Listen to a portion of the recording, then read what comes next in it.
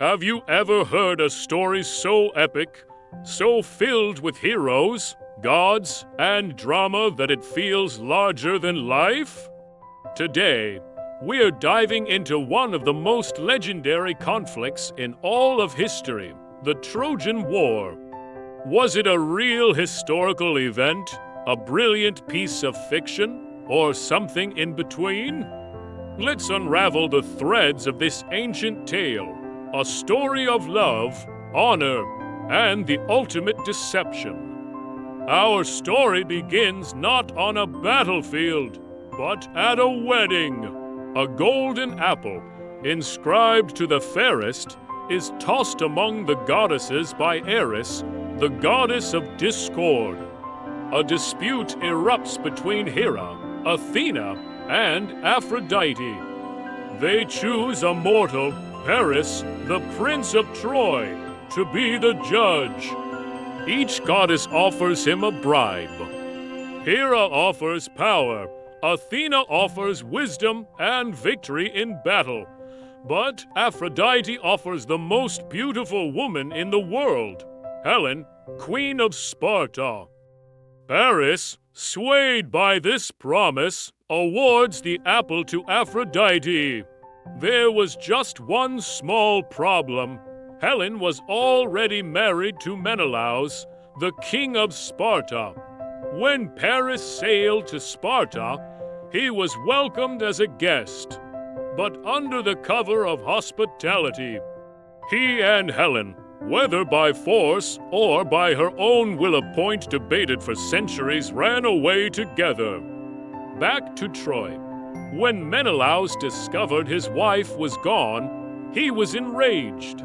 He called upon his brother, Agamemnon, the powerful king of Mycenae, and all the chieftains of Greece, who had once sworn an oath to defend Helen's marriage. An unprecedented army was assembled. 1,000 ships were launched, and they set sail for the impenetrable city of Troy.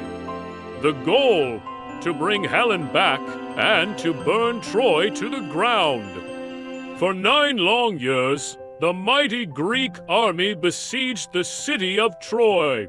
The Trojan walls were said to be indestructible, built by the gods themselves. The war was a brutal stalemate. Heroes rose and fell on both sides.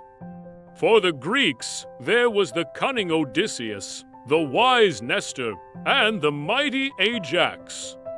For the Trojans, there was the noble and powerful Prince Hector, the greatest warrior of Troy, who fought tirelessly to protect his family and his city. But the most famous hero of them all was Achilles.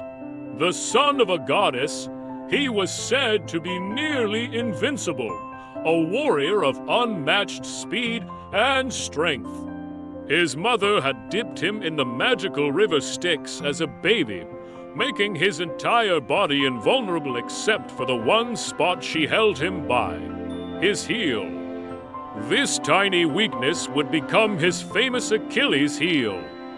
The war dragged on, filled with personal duels and the meddling of the gods, who often took sides and interfered in the mortal conflict. A pivotal moment in the war, detailed in Homer's Iliad, comes from a dispute between Achilles and the Greek commander Agamemnon. Feeling dishonored, a furious Achilles withdrew from the battle, taking his elite soldiers, the Myrmidons, with him. Without their greatest champion, the Greeks suffered devastating losses. The Trojans, led by Hector, pushed them back to the brink of defeat. Desperate, Achilles' closest friend, Patroclus, begged him to rejoin the fight. When Achilles refused, Patroclus asked to wear his armor to rally the terrified Greek soldiers. Achilles reluctantly agreed.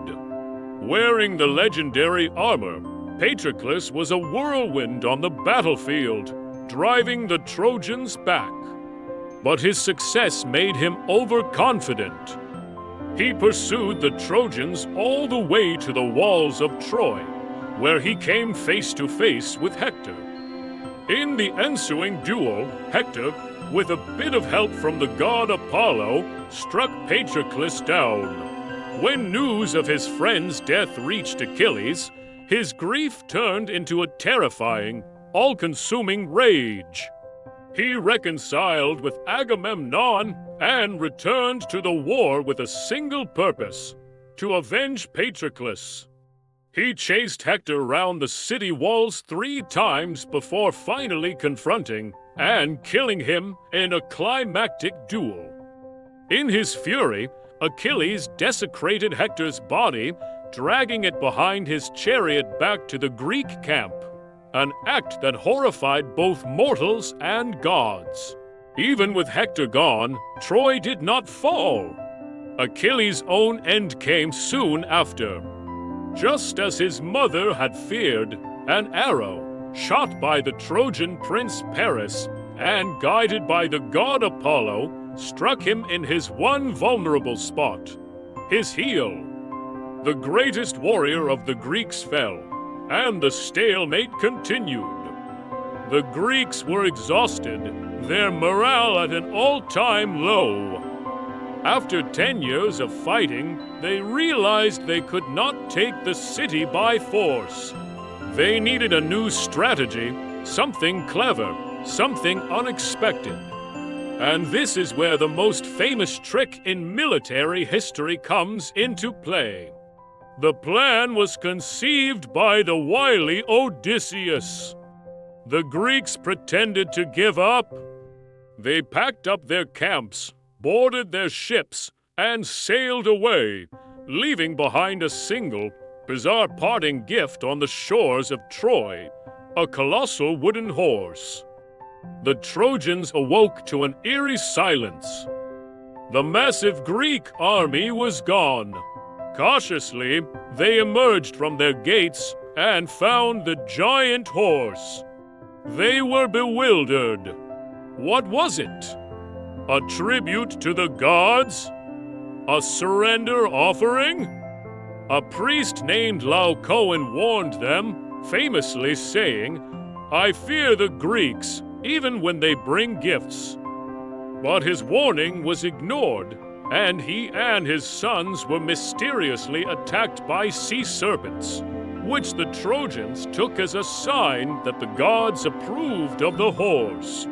Overjoyed, and believing the long war was finally over, they dragged the massive wooden horse inside their impenetrable walls. That night, the city of Troy celebrated. They feasted, they drank, and they reveled in their apparent victory. But as the city fell into a deep, drunken sleep, a hidden hatch on the horse opened. Odysseus and a select group of elite Greek soldiers climbed out. They crept through the silent streets, killed the unsuspecting guards, and opened the city gates.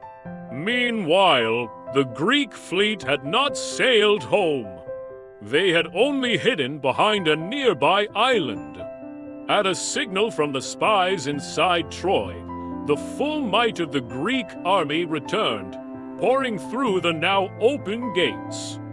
What followed was a night of absolute terror and destruction. The city that had stood for a decade was plundered and burned to the ground. The Trojan War was over. But was any of this real? For centuries, the Trojan War was considered pure myth. But in the 1870s, a German archaeologist named Heinrich Schliemann began excavations in modern-day Turkey at a site called Hisarlik. He believed this was the location of ancient Troy. What he found was astonishing: not one city, but layers of multiple cities built on top of one another.